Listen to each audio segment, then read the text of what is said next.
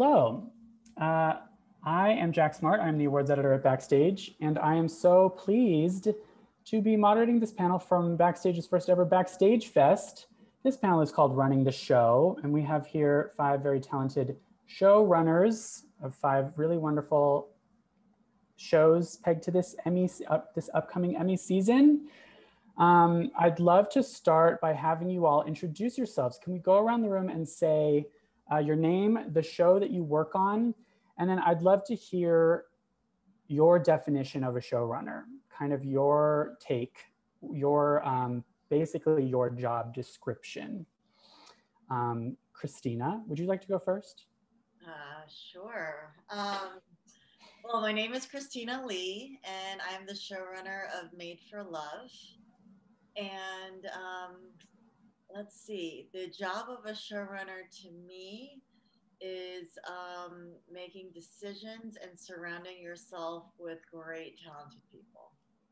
Excellent. Perfect. Perfect. Sierra. Sure. I'm Sierra Keller-Ornelas. Before I start, Yate Sierra Nalasianshe, Tabahendishle, Nakaiden Ebashichi, Tuahagani Dishiche, Do Nakaiden Edishinelli. My name is Sierra. I'm a member of the Navajo Nation. I'm Edgewater, born for the Mexican people. So in case you are Navajo, you know if we're related now. Pretty cool. So yeah, I am the showrunner of Rutherford Falls on Peacock, and a showrunner, they're the boss. Like, they make most of the decisions. They advocate for the staff, they advocate for the crew, they advocate for the writers and the actors, they facilitate, and they sort of steer the ship as all these crazy things are happening. And as was said, they answer like 1,000 questions a day. Excellent. Yeah. Lucia. My name is Lucia Agnello. I'm a co-showrunner of Hacks, and I mean, I think they defined it very well, so I'm not really going to try to define it better than they did, but I think a showrunner is really somebody who hires the people to do their jobs well. Yeah. Excellent. And Elena? Hi, I'm Elena Smith. I'm the creator and showrunner of Dickinson, and yeah, I mean, in my case, that, you know, being the showrunner of Dickinson is really also being the kind of creative force from beginning, middle through end. And there's not really any piece of it that I don't touch, from the writing to the acting to, you know, design and direction and post and editing. And so it's not like, yeah, I mean, it feels to me, you know, I started in theater and I was a playwright, and it feels like being the playwright. That's what being a showrunner feels like. Cool. Oh, very cool. And last but not least, Austin. Hi guys, I'm Austin Winsberg. I'm the showrunner of Zoe's Extraordinary Playlist. I agree with what all my colleagues said about showrunning. A good quote that I heard, I can't claim it as my own, is showrunning is like being bludgeoned to death by your own dreams. And I feel like that's also an appropriate way to describe it. You know, it's just endless incoming all day long. And you know, you got to just keep the train moving and make a million decisions creatively every step of the way. And for a lot of people who start off as writers, you know, their tendency is to be a little bit more introverted, and then you're in this job where you're in charge of this whole organization. It's kind of 2 different skill sets, and they don't necessarily always go together. So learning how to kind of make that all work as one. Wonderful. Thank you all so much. That's a lot of different definitions that also have so much in common. And it also just sounds, speaking of bludgeoning, what a great transition. It just sounds so challenging. It just sounds like there's never an easy day on set. And I'm just wondering, you know, we're Backstage, we're all about the advice. What are the challenges of being a showrunner? What makes the job difficult? But then how can your collaborators, and of course, especially maybe actors, make your lives easier? And by the way, if anyone has a question for each other at any point in this conversation, feel free to jump in with that. But this question is for you all. What are the challenges, and how can we help?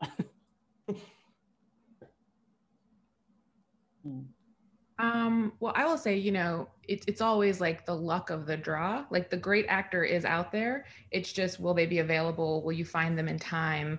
it's sort of this slow, like moving train. And as the train's moving, you're trying to like make an omelet. So you're like grabbing ingredients from the train as you're trying to like cook and chop. And so much of it, I think, is just like luck. Like we ended up casting, we saw so many great Native actresses for the main character on our show, Regan, one of the main characters. And we ended up hiring one of the writers on our show. And it was one of these things where I was like, loved her as a performer. She was on Broad City. And I was like, oh, hey. And like, that was just like dumb luck. And I can't even imagine what the show would be like without her. And so that was like the missing piece of the puzzle, where the words start to make sense when you hear them and you're like, oh, this is our person. So I really feel like the support staff and the team around you, I mean, they are lifting you up constantly. I don't think one can exist without the other. Yeah. I think that one of the things that I learned, particularly from, doing season 1 of Made for Love, is knowing, when to pivot, when to rewrite, when to change things that I had cemented in my brain. And that was, that was so much of like seeing what the actors were doing, and that inspiring me to change the characters a bit, and like being able to shift that constantly. It's like when your scripts are done, I think that it's like a misconception that those are done.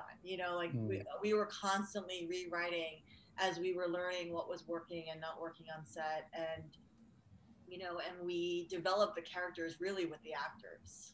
That's so cool.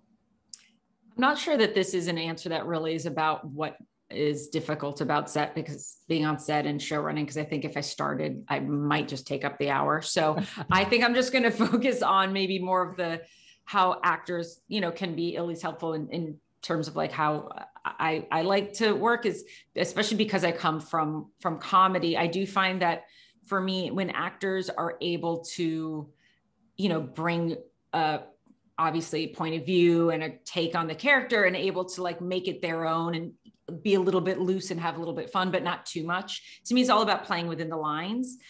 Because I find that, there's moments where it's like, oh, that's great, do that again. But also sometimes, unfortunately, it is like we have 20 minutes to get your side and we have to light in that time. And so we have to move really fast. So sometimes it is like, just get it at least once as scripted, and then we can like have a little bit fun, or maybe twice if we're lucky, and then maybe we can have a little bit of fun improvising. But I think sometimes when actors, and this doesn't happen too often, but if like you come in with like so many ideas and doing so much, it's like, well, we got to get what we need first, and then there's like a little bit of room to play, instead of like kind of like, I don't want to say doing a little too much at the first take, and then it's like, oh God, I have to like rein it in. It's easier to start with, here's what it is, here's what it needs to be, and now let's play with it and let's have a little bit of fun.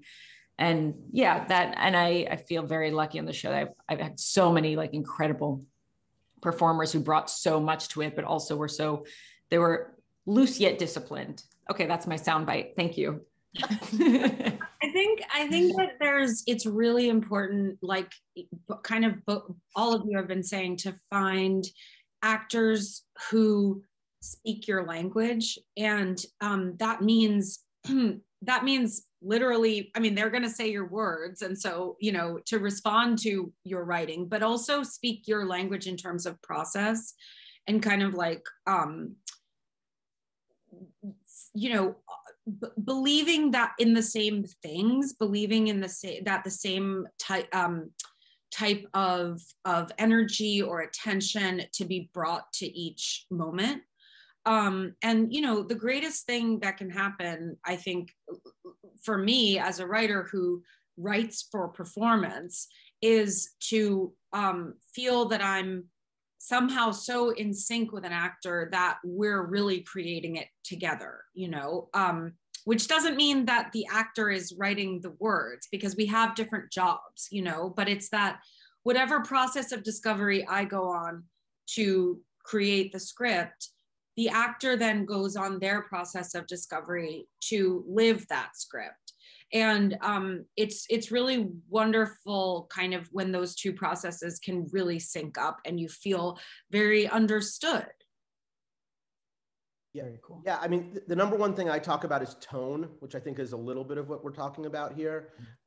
Just making sure that we're all on the same tonal page. It's the number one thing I talk about with the writers, I talk about with directors, I talk about with editing, and with actors too. You know, you got to make sure that you're all living in the same world. So whatever the world is, and I think these are all very specific worlds that everybody's created in these shows, like that the acting is all part of that world. And Zoe's in particular, the tone shifts between comedy and drama and emotion and musicality. So how does that all work in the same piece? And making sure the actors, and you know it in auditions, you know it on the day on the set, like monitoring the broadness, monitoring the real, the groundingness of that, and making sure that we're communicating back and forth about what is the tone that we're all trying to achieve. So I think that's a big part of the performance piece for me.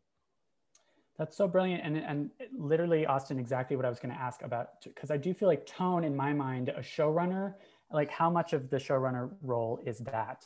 For all of your shows in particular, like these are all technically comedies, but there are other elements at play here. We have musicals, we have creepy horror, we have Las Vegas. You know, there's certain elements. That's a tone. Yeah. Definitely. I mean, Dickinson is a period piece with real characters, real people, right? So how much of it is tone? And yeah, how much of that is on the page and how much of that is on set? And how much of it is in post? And how much of it is in editing? Yeah, cool. Yeah. Yeah, it's a constant process. I mean, it really, I think from the pitches that you hear in the writers' room, even in a blue sky period, through prep of like, what does it feel like? What does the rooms look like? And then what does the costumes look like? And then actually through like the acting and the performances, and like Lena's saying, like through the post, whether it's the way things are cut or the score or the music, or what doesn't get cut in because it's a little too broad, or what, you know, or gets left on the floor because it's not quite funny enough. I mean, it really is, I think, from that very first moment. In a way, it really even starts before even the blue sky. It's like when you're thinking of the idea for the pitch. I mean, like, it's like really does, I feel like it's a very long journey for that. And it is constantly getting, also, I find that I'm constantly asking myself, what is the tone of that? It's not necessarily always like, I'm like, here's what the tone is now, everyone get in line. You know, it's like, as the show evolves and more people contribute to it, they can add so much to the tone that you're like, actually, that should be a little icier, or this moment should be, actually the score should drop out right before the joke, and that makes a joke funny. Or it's like, it is like a trillion different tiny decisions that all add up to one, I don't know, plate of a show. And sometimes it's like, I don't know if you even know exactly what it is sometimes until you step away from it. But it's really nice, I think, to have a North Star of like understanding, like, what am I trying to say with this show? And usually if you have like a North Star, it's a little easier to then start to make the decisions, conscious or unconscious, as you move through the process. And sometimes you have to make decisions too, like you'll just know that this set designer isn't working because it's not matching your vision, or the costumes are, you know, where you have to pivot or you have to fire people or something like that. It's because you guys aren't achieving the same tone together, or like 87% of you are in the same direction. That little percentage is wrong, and it keeps gnawing at you because it's like there's something off here where they're not getting the tone that the vision that the rest of you are seeing. And it's amorphous. It's like, there was some quote about porn and with the Supreme Court, which was like, I'll know it when I see it, or something like that. You know, kind of like that with tone too, where sometimes it's like, you just know, oh, this thing is feeling off from everything else. But that's also part of taste and figuring it out as you go. It's also so hard in like a first season show, because I think you can go in with an intention of what the tone is, and depending on who you cast or depending on what the sets look like, it can fluctuate in this way. Like I remember the first show I worked on was a show called Happy Endings, and it was about like young kids in Chicago. And I feel like there's a little bit of me in every single one of those episodes, even though I was like a staff writer on that show. And I always wanted to have that kind of feeling where I think you can, I don't know, my therapist talks a lot about like fence and yard with children, that you need those boundaries of the fence so they feel safe, but you need enough yard to kind of explore. And I do think show running is a lot like that, where you kind of set these parameters, but you have to kind of fluctuate in terms of the tone sometimes, where, you know, the Terry Thomas episode is kind of a drama. I mean, we kind of went hard left, but we had a lot of, I don't know how to say this, but like needs, not just, it needs to be funny, it needs to do this, but we were making like the first Native American sitcom in America. So it was like, I also want to get all these other small things done in this year of television. So you're kind of serving these different needs all at the same time. Fenton Yard is brilliant, and I need the name of your therapist. Normalize brown women in therapy, please. Yeah, it's interesting too, thinking about episodes versus seasons, right? Like the unique thing about TV is that you don't know exactly where it's going to end up when you start. Whereas for a film screenplay or a play, I know many of you work in theater as well, you have a beginning, middle, and end. But it's exciting, right? But also daunting to start at the beginning and just see how much it changes, as you're saying, in the writing and then in the filming and then in post, right? Mm-hmm. There's also, I mean, there's a difference too if you're doing like a serialized show, which I think a lot of these shows are for streaming, versus something episodic where it can kind of just be different every week. I don't know how you guys do it, but you know, we have like the big board that we set up from the beginning where we do try to map out the big beats and the big character arcs of the season. And that inevitably changes. That thing that you thought was going to be in episode 8, you end up pulling up till episode 4, but you do kind of we at least spend the first couple of weeks trying to structurally map out the arc. And even when you're pitching the season, like mapping out where things begin, middle, and end. So there is some constructs in place, or you attempt to do that. I mean, we write all 10 scripts ahead of time, and there's not a lot of rewriting that goes on. I mean, you know, and I'm doing huge amounts of rewrites on each. I basically get first drafts from my writer's room and then rewrite for months. So when we go into it, we have what is more like a movie script, except it's 300 pages. Yeah. And you know, and it's really complicated in terms of there's character arcs for all the characters that are, and each episode has unique production requirements. And so those things can't change because they, you know, then we've already prepped for months when we start shooting, and then it's just go. And so that's just part of how it works. So in some ways it does feel more akin to a filmmaking process than certainly than compared to like a broadcast television process. That is so cool. And I feel like going off of that, the other thing about TV is that you don't know whether you're getting a second season or not. And of course you want to, right? So, I mean, I think this question is especially for Christina, but anybody feel free to jump in. Do you know what season 2 is when you're finishing season 1? Is it about balancing like keeping a door open for something that's sort of plot heavy like Made for Love? Do you know what I mean? How much are you like creating back doors? Yeah, absolutely. I mean, it was certainly intentional for us to, you know, create that like the open door for season 2 because we wanted to do a season 2. And as we were shooting season 1, we started just having so many ideas of what a season 2 would be. Oh, cool. But we were also, you know, very careful that we wanted a resolution in case that didn't happen, that the audience would feel satisfied that, you know, some sort of resolution of the journey of season 1 has come to an end, you know. Yeah. And so, you know, that's a tricky thing to find, but that was something that we found pretty early on, and then we wrote to that. So interesting how much of all of your job seems like just balancing tone, balancing expectations, staff, like logistics. And in fact, this may be mostly for Austin, but many of your shows have musical numbers. How do musical numbers work? It seems like logistically so difficult. I mean, I don't know what I was thinking. No, I mean, we have, you know, with Broadway, musicals, it takes 8 years or something to get to Broadway. We do a new episode every 8 days. And we have anywhere from 4 to 9 musical numbers an episode. And the musical component of the show, which is figuring out the songs, getting the rights to the songs, creating our own demos for the songs, working with Mandy Moore, our amazing choreographer, coming up with the conceit, because every musical number has its own idea behind it. It's never just anybody singing, rehearsing those musical numbers, all of that. I mean, the music and dance components of the show are like 2 other showrunner jobs on top of all the other logistical jobs of the show. So it's awesome. And it's like theater camp. I went to Stage Door Manor theater camp, anybody? But you know, like it's but it is a monumental task, and it took us a long time to figure out the systems. And when people aren't shooting, they're in rehearsals, and inevitably at a certain point in the season, it all starts to bottleneck. And my favorite time is working with Mandy, and we've done like 150 musical numbers now, or something crazy like that in 2 seasons. But it is it's why it's like 17 hours a day, 7 days a week when I'm doing it. There is no break. Yeah, amazing. I have to get to the advice. We are Backstage. We're all about the advice. And in fact, we've gotten several Q&A questions about this. And maybe you guys are asked this all the time. But what is your advice for early career writers, for those looking to get into a writer's room, maybe specifically your writer's room?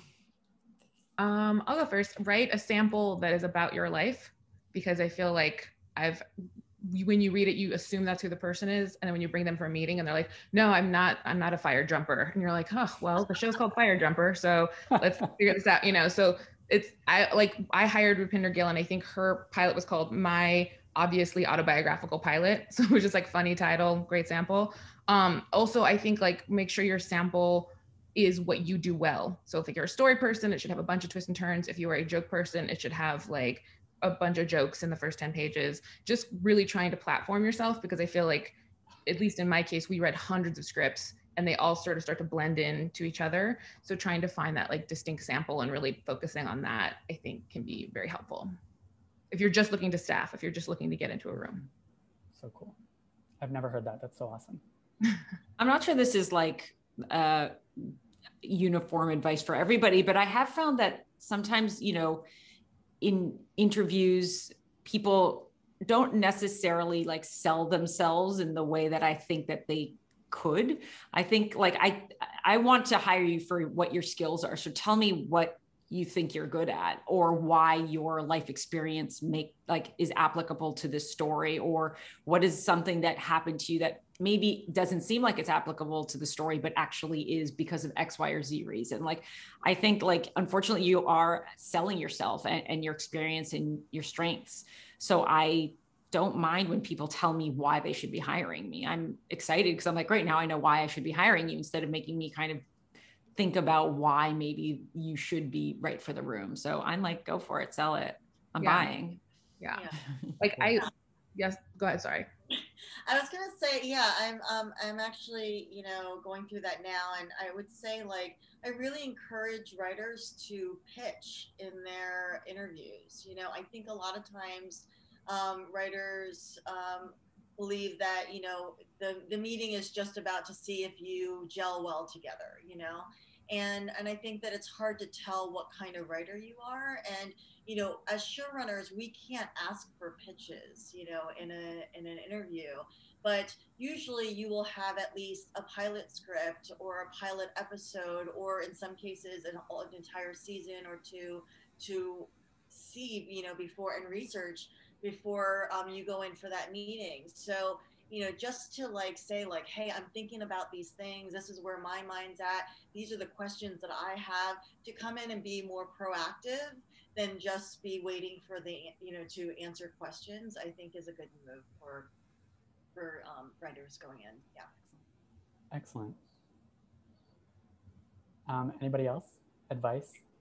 Early career? Well, this could also go for producing. I always have the same advice, and it's so much less sort of specific to, I feel like you guys have given such great kind of specifically in terms of being in an interview, getting hired, but mine is more just sort of how do you become this artist thing, right? Which I think is all about sort of identifying who your people are when you are in a really early stage, and then just generating work with those people at any level that you can, and writing with your friends and acting with your friends and making things and putting them online, and just kind of honing your craft with a great group of people, because ultimately you are all going to come of age together and help, and hopefully help each other out in unforeseeable ways down the line. And also you will be becoming, the original unique voice that you are with those people.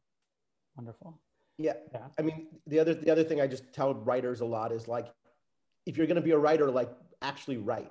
I know a lot of people who talk about, well, I'm thinking about this idea. And I'm like, if you want to be a writer, you got to actually write stuff and, you know, really try to apply yourself to that craft. And I really agree with Sierra's advice too, like write the thing that speaks to you, that's true to you, that that feels authentic to you.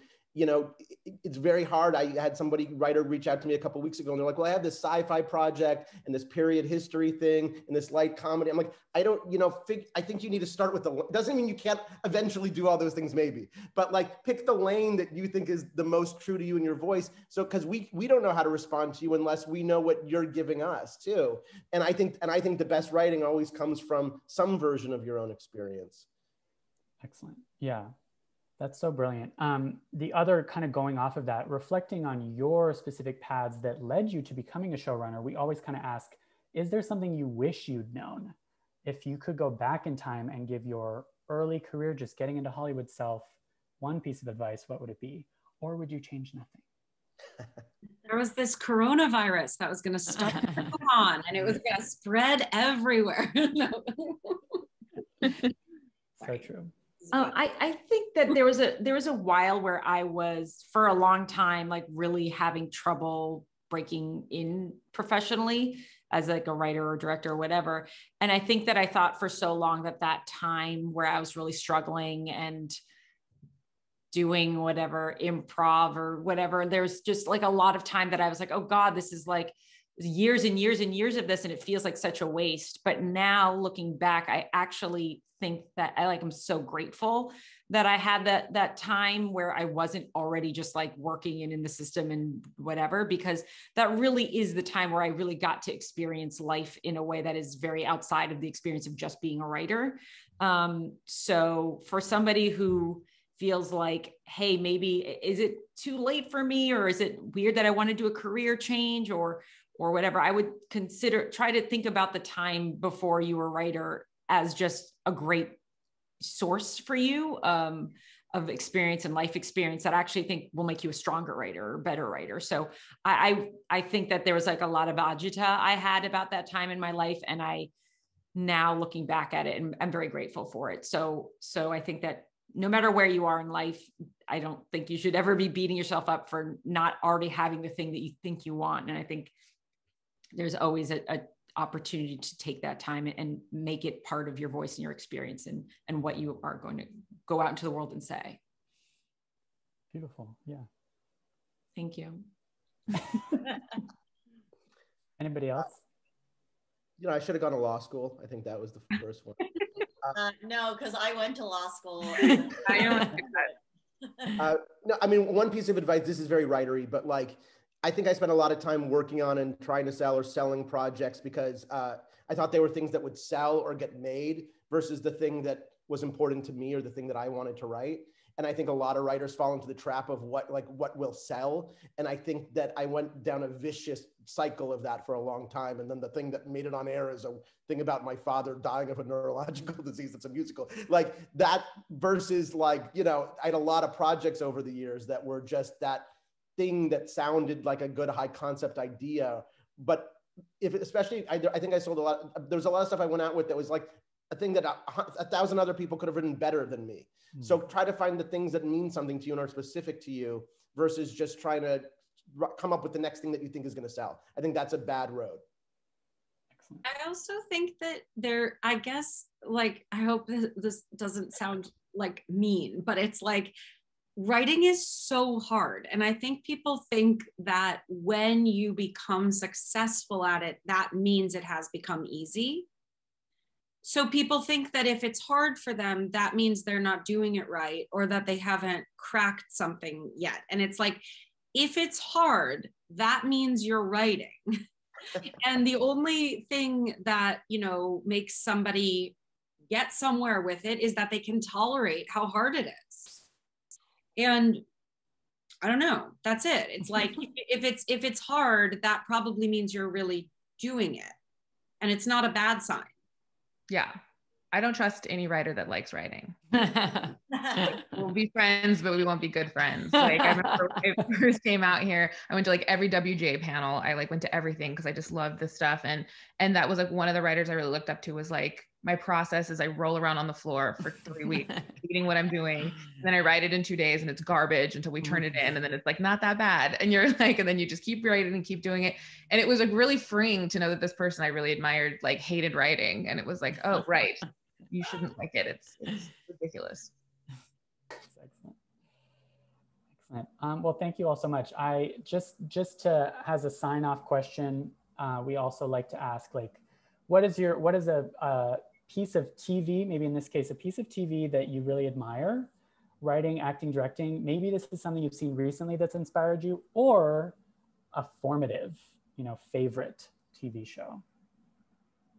I'll start with that because there's a show that I've been watching that I won't shut up about, and everyone keeps like asking me, they're like, this is the only thing you talk about these days. And it's the show Get Shorty, which was on Epix, and then now it's available on Amazon Prime. And I watched it because it has two of our main actors, Ray Romano and Billy Magnuson, and I've been meaning to watch it, and it is so funny. And it's about our industry, but teamed up with like cartel and all this stuff, and it was just like, I thoroughly enjoyed it, and now I'm like trying to get in touch with the showrunner to start a GoFundMe to do another season. I mean, I need more of this show. So if you haven't seen it, I highly recommend it. That's a perfect example.